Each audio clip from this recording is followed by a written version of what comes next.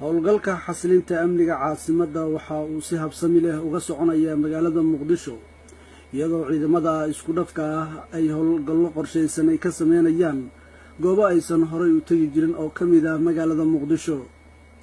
hadda waxaan ku suganahay wadada dheer ee dhexmarta xaafadda Siligii hore ee Ameerikaanka oo kala qaybisa degmooyinka Wadajir iyo Dharkeley. waxaa la gaaray xilligii afurka hore waxaa xaafadahan dilal uga geysan jiray maleeshiyaadka argagixisada ee Al-Shabaab, balse wixii ka dambeeyay markii la dardargeliyay hawsha xasilinta amniga isbeddel la taaban karo ayay dareemeen bulshada gobolka Banaadir.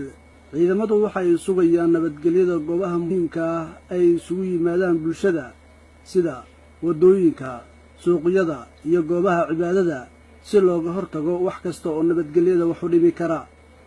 mid ka mid ah jamaacada masjid ku yaala xaafadda Nasteexo oo aan kula kulmay bannaanka hoygiisa oo uu ku afurayay ayaan kala sheekaystay isbeddelada xagga ammaanka ah ee ay bulshadu dareemayaan. meesha aan ku sugannahay waa degmada Wadajir, khaasatan waa xaafadda Nasteexo.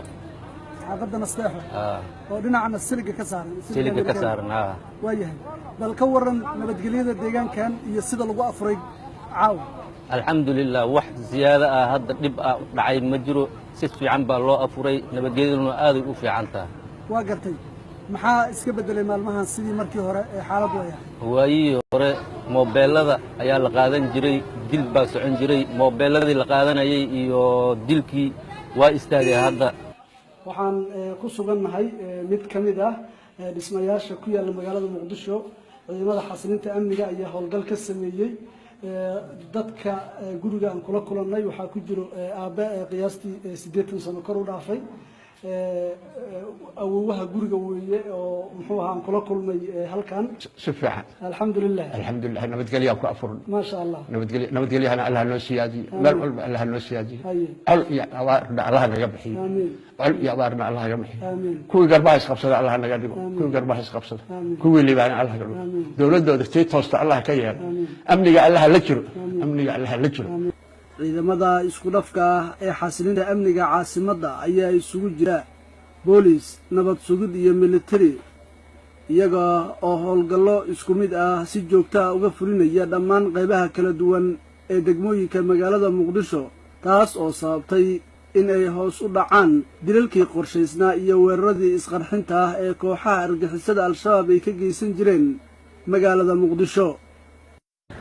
waxaa xusid mudan sida ay ciidanku iyo shacabkuba isku fahmeen oo u soo dhoweeyeen oo xilliyada afurka marka la gaaro guriga ugu dhoway ka afurayaan.